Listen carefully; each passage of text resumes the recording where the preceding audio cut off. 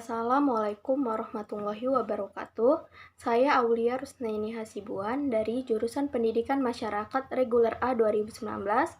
Di sini saya akan menjelaskan mengenai cara meningkatkan motivasi belajar dalam diri. Kita sadar bahwa belajar merupakan salah satu aspek penting dalam kehidupan manusia. Namun masalahnya, terkadang kita malas untuk melakukannya, merasa lelah terhadap hasil yang kita capai sekarang, ataupun kita melakukannya dengan cara yang kurang tepat. Adapun langkah-langkah atau cara meningkatkan motivasi belajar, yaitu yang pertama, buatlah agenda belajar. Hal pertama jika kita ingin meningkatkan motivasi belajar adalah dengan membuat perencanaan yang jelas. Jika kita belajar tanpa tahu apa yang harus dilakukan selanjutnya, maka kita akan menghabiskan waktu untuk hal-hal yang kurang penting. Fokus kita menjadi teralihkan. Adapun cara membuat agenda belajar, yang pertama itu buatlah daftar item apa saja yang hendak kita pelajari. Yang kedua, batasi setiap item dengan jumlah waktu tertentu. Ketiga, buatlah agenda harian, mingguan, dan bulanan. Dengan membuat agenda belajar, kita menjadi fokus dan tahu mana yang harus dijadikan prioritas, sehingga membuat waktu dan cara meningkatkan motivasi belajar menjadi produktif dan efisien. Yang kedua, pahamilah bagaimana gaya belajar kita. Setiap orang memiliki gaya belajar yang berbeda-beda, dan setiap metode pembelajaran memiliki kelebihan dan kekurangan masing-masing. Berikut beberapa kiat mengenai gaya belajar. Yang pertama itu visual. Pembelajaran visual bisa belajar dengan baik dengan menggunakan foto, gambar, dan pemahaman tata ruang. Jika kamu bertipe visual, maka diagram dan grafik bisa sangat membantu. Tandailah setiap tema dengan menggunakan warna yang berbeda.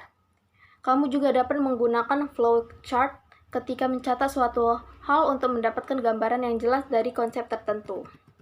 Yang kedua itu auditori. Pembelajaran auditori bisa belajar dengan baik melalui bunyi. Gunakanlah rekaman pembelajaran dan memutarnya kembali, berbicara dengan ahlinya atau berdiskusi dengan kelompok. Kamu juga akan lebih nyaman dengan mendengarkan musik di saat belajar. Selanjutnya, kinestetik. Pembelajaran kinestetik akan belajar dengan baik melalui penggunaan badan, lengan, dan keterampilan. Kamu dapat melatih diri dengan mencari kata-kata untuk memperkuat pembelajaran, menggunakan komputer untuk mengetes kemampuan dan mengingat suatu hal ketika sedang berjalan. Untuk kamu yang belum mengetahui tentang gaya belajar yang baik, kamu bisa mencoba semuanya. Gunakanlah gaya belajar yang menurutmu paling nyaman agar cara meningkatkan motivasi belajar kita semakin menyenangkan. Ketiga itu dengan cara beristirahat. Istirahat juga merupakan faktor penting dalam meningkatkan motivasi belajar. Tidak ada orang yang mampu belajar terus-menerus di depan komputer, meja, atau buku teks tanpa berhenti. Dengan beristirahat yang cukup, kita bisa mendapatkan energi untuk dapat belajar kembali.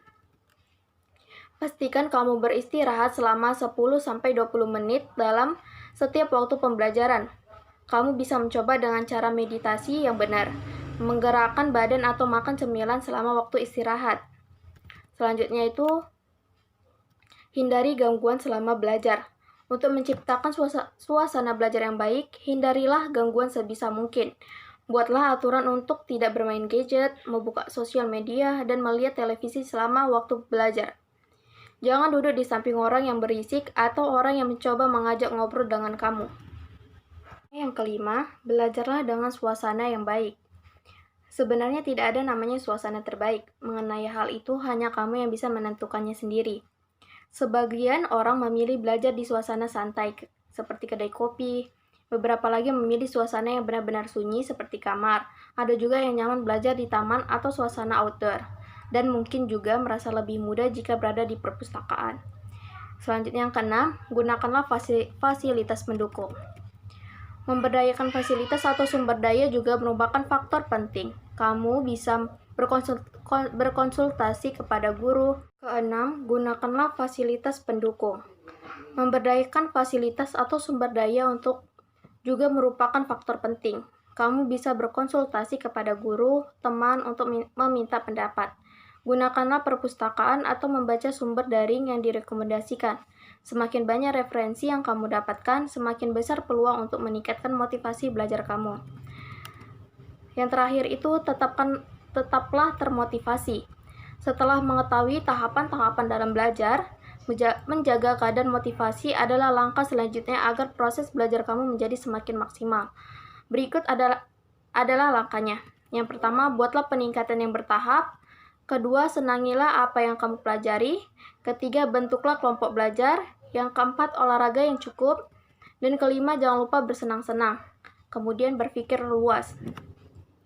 Sekianlah penjelasan saya mengenai cara meningkatkan motivasi belajar dalam diri. Saya ucapkan terima kasih. Assalamualaikum warahmatullahi wabarakatuh.